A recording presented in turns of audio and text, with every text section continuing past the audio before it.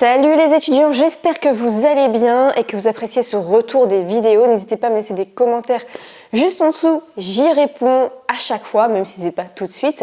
Et aujourd'hui, eh bien on est dimanche 1er septembre et demain c'est déjà la rentrée pour beaucoup d'entre vous. Donc j'ai voulu vous faire une petite vidéo avec 14 petites choses à faire avant la rentrée.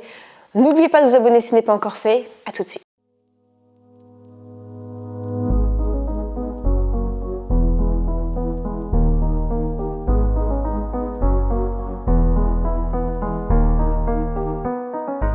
Alors, je vous ai noté en fait 14 petites choses tirées de ma propre expérience. C'est pas forcément des choses, il y a des choses basiques, mais il y a des choses en fait un petit peu où c'est intéressant d'avoir ça parce que ça peut vraiment vous servir. Enfin, on passe tout de suite, arrêtons le suspense et je vous donne un petit peu toutes ces choses. Donc la première chose pour moi, c'est que si vous écrivez vos cours sur l'ordinateur, ça va être de faire un ménage sur votre ordinateur. C'est-à-dire que vous allez faire un petit coup de ménage avec l'application qui s'appelle, je crois, Cleaner. Comme ça va libérer de l'espace et ça va faire en sorte que votre ordinateur va aller un peu plus vite au niveau du processus. Parce qu'un ordinateur long qui a du mal à démarrer ou le petit icône, vous savez, qui n'arrête pas de tourner dans le vide parce qu'il cherche, il ne sait pas trop ce qu'il cherche, il est juste un peu bloqué, il a encore la tête en vacances. C'est juste chiant, on perd beaucoup de temps. Et moi, combien de fois ça m'est arrivé ça en fait, que le prof démarre déjà son cours et mon ordinateur n'est toujours pas démarré ou alors il est en train de tourner dans le vide en fait. Et ça c'est super chiant et donc un petit coup de nettoyage sur votre ordinateur, ça vous fera le plus grand bien. Si vous êtes comme moi aussi, vous avez tendance à mettre plein de raccourcis sur le bureau, à tout enregistrer sur le bureau et non pas dans des documents rangés bien, etc. et que sur votre fond d'écran on le voit même plus tellement qu'il y a du bordel, faites un tri aussi là-dessus parce que c'est idéal pour vous organiser et créer déjà un dossier avec vos différents cours, d'accord? Par exemple, vous allez avoir le cours de droit des obligations, de liberté publique, et bien vous créez déjà des petits dossiers avec ça, d'accord? Comme ça, vous allez savoir où ranger les choses après vos premiers cours.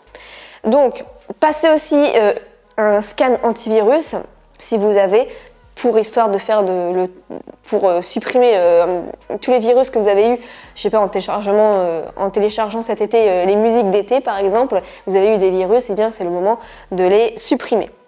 Voilà, tout ça pour que l'ordinateur tourne bien quand vous allez reprendre la rentrée, d'accord? Il faut vraiment y penser.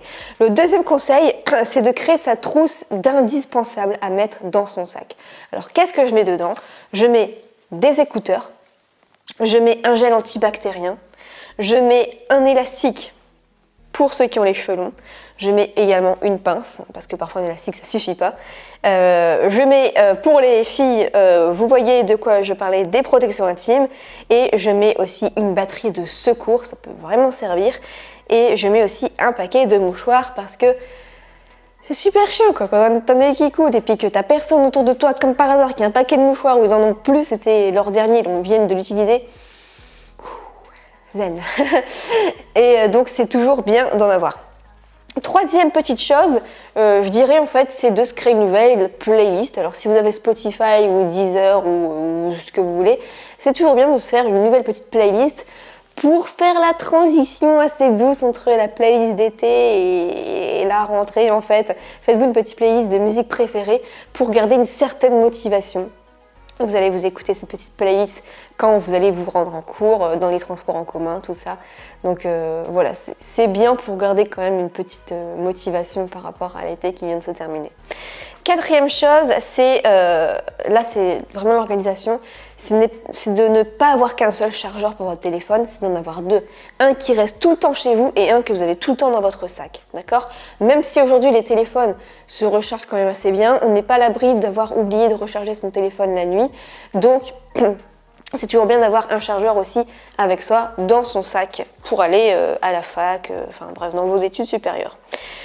Ensuite, cinquième petite chose, ça va être, si vous arrivez dans une nouvelle ville pour vos études, ça va être de repérer le midi où vous allez manger. Donc les différentes cafétérias, où est-ce qu'il se trouve le restaurant universitaire, les différents petits restos, tours, là où on peut acheter des sandwichs, repérer les petits magasins où on peut acheter des choses. C'est important, ça vous évite de perdre du temps et d'être stressé entre midi et 2 parce que vous n'avez qu'une heure pour manger et vous ne savez même pas où est-ce que vous allez acheter à manger, d'accord? Et n'allez pas vous perdre avec Google Maps dans une grande ville et au final ne rien trouver et ne même pas avoir le temps de manger. C'est pas intéressant, donc vous regardez vraiment avant la rentrée toutes ces petites choses-là. 6e chose, si vous ne l'avez pas déjà oublié, il faut vraiment avoir fait sa carte de train, de bus ou de tramway ou de métro ou ce que vous voulez. Donc ça, c'est la première chose. Et la deuxième chose, ça va être de vraiment repérer les heures où, par rapport à votre emploi du temps, si vous l'avez déjà, vous allez prendre votre transport en commun ou votre voiture, ou enfin, un petit peu calculer l'heure à laquelle il faut partir, l'heure à laquelle vous allez prendre votre train ou votre métro. C'est important, comme ça, vous n'allez pas vous dire le matin même, oh mince, au fait, je dois prendre quel métro. Et là, vous vous rendez compte que c'est trop tard, que le métro est déjà passé et que le prochain est dans un quart d'heure et ça vous fait arriver en retard. Donc ça aussi, faites attention au niveau de l'organisation. 7e chose, là, ça va être de faire un tri dans votre armoire, basique, mais de supprimer un petit peu les shorts d'été, les t-shirts, au moins une moitié, et faire de la place parce qu'une fois que vous allez rentrer dans le bain de la rentrée, il va y en avoir partout des vêtements en fait. Vous allez pouvoir essayer plein de tenues, etc. Il va faire parfois beau, parfois froid. Bref, ça va être un peu le bordel dans votre armoire, donc il va falloir faire de la place pour éviter d'avoir trop d'encombrement. Ensuite, 8e chose, ça va être d'être tranquille au niveau des lessiers, donc lavez déjà vos draps, votre parure de lit, etc. Évitez d'avoir des paniers à linge qui sont trop remplis. Essayez d'être tranquille sur ça pour au moins cette semaine. Allez tout laver tout de suite, ce sera fait. Ensuite, 9e chose, ça va être d'écrire les numéros importants de votre répertoire téléphone sur une feuille de papier que vous allez toujours avoir avec vous dans votre sac. Pourquoi ? Parce que un téléphone, ça peut se casser, ça peut ne plus avoir de batterie, vous pouvez vous le faire voler. Et là, pour appeler quelqu'un qui vienne vous rechercher par exemple, ou qui vienne vous aider, et que vous ne connaissez pas son numéro parce que c'était juste écrit dans votre répertoire le nom de la personne et vous ne connaissez absolument pas son numéro, ce qui est normal, eh bien vous êtes un petit peu dans le pétrin. Donc c'est bien d'avoir ce hack-là, d'avoir sur une feuille de papier les noms, les numéros de téléphone importants. Ensuite, 10e chose, ça va être de préparer son bureau de travail chez soi avec les indispensables. Donc votre petite poids à crayon avec crayon de bois, stylo, gomme, scotch, agrafeuse, le blanco, vos feuilles, vos copies doubles, vos différents classeurs, ce que vous voulez. Au moins, vous êtes tranquille, vous n'allez pas vous prendre la tête le soir à commencer à faire vos devoirs et vous dire « Ok, j'ai pas de quoi corriger, j'ai pas de quoi agrafer, vérifiez tout ça. » Ensuite, 11e chose, c'est se préparer de la monnaie. Pourquoi je dis ça ? Parce que quand on est à la fac, parfois, vous allez par exemple vouloir vous acheter à manger et là la personne vous dit « Oh, on n'accepte pas la carte bleue » ou « La carte bleue, c'est accepté seulement à partir de 10 € » et là vous dites « Mince, je n'ai pas de monnaie » et en fait c'est vrai qu'on a beaucoup tendance à payer tout en carte bleue mais il y a encore plein de choses où on ne peut pas payer en carte bleue, donc c'est bien d'avoir de la monnaie, ça peut vraiment vous sauver. Ou même parfois pour prendre un petit truc au distributeur parce que vous avez faim, ça vous évite de sortir de la fac. Mais aussi c'est parce que vous pouvez perdre votre carte bleue et par exemple vous voulez reprendre le train pour repartir chez vous, vous faites comment ? Vous n'allez pas faire la manche en fait pour prendre un ticket de train. Donc c'est bien d'avoir quand même de la monnaie, ça peut vraiment vous sauver. D'accord ? Faites-le, c'est vraiment très important. Moi ça m'a sauvé vraiment plusieurs fois. Ensuite, 12e chose, ça va être de se trouver un petit livre de poche pour mettre toujours dans son sac. Donc voilà, c'est tout léger, c'est un petit livre de poche que vous aimez bien parce que vous allez sûrement avoir beaucoup de temps d'attente pour certaines choses, pour attendre le bus, pour attendre le train, pour attendre un prof en retard, pour attendre un ami, parce qu'il y a un cours qui a été annulé et vous n'avez rien de prévu, rien pour vous occuper. Et avoir ce petit livre toujours avec vous, ça peut vraiment vous aider. Enfin moi je sais que mes amis et moi on faisait ça, on avait toujours un petit livre de poche dans son sac et comme ça on passait notre temps en fait à lire ça et on ne restait pas dans le vide à attendre une heure que le train qui a du retard vienne, au moins on passait notre temps à lire. Ensuite, 13e chose, ça va être de repérer les outils qui vous aideront à la fac, là où vous êtes en fait. Donc que ce soit par exemple où est-ce que se trouvent les imprimantes, si vous n'avez pas chez vous, il y en a peut-être à la fac.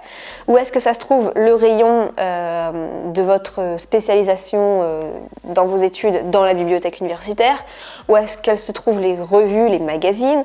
Où est-ce que se trouvent les codes juridiques par exemple, le bureau de votre secrétaire, les meilleures places à la BU ou encore les meilleurs bouquins.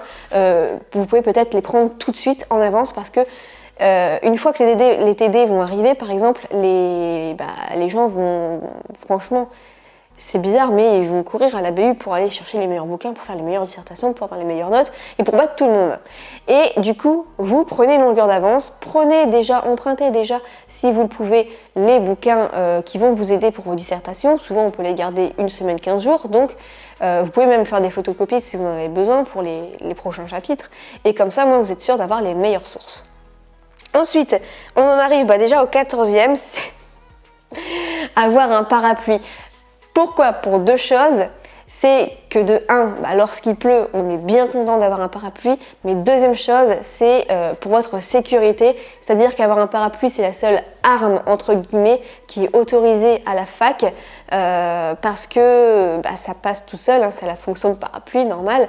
Mais ça peut avoir la fonction aussi de vous défendre en cas d'agression. Parce que c'est vrai qu'on n'est jamais à l'abri en fait, et avoir un bon parapluie avec soi, ça peut servir comme une arme si jamais on vous agresse dans la rue.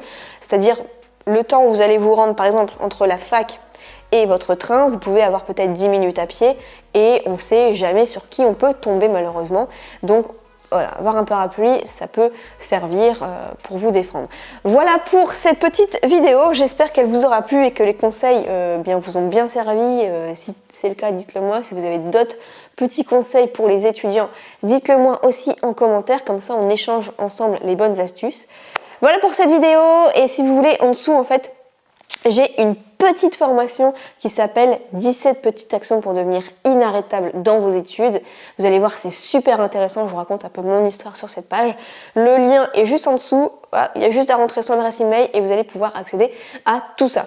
On se retrouve dans une prochaine vidéo et surtout, bonne rentrée. Ciao!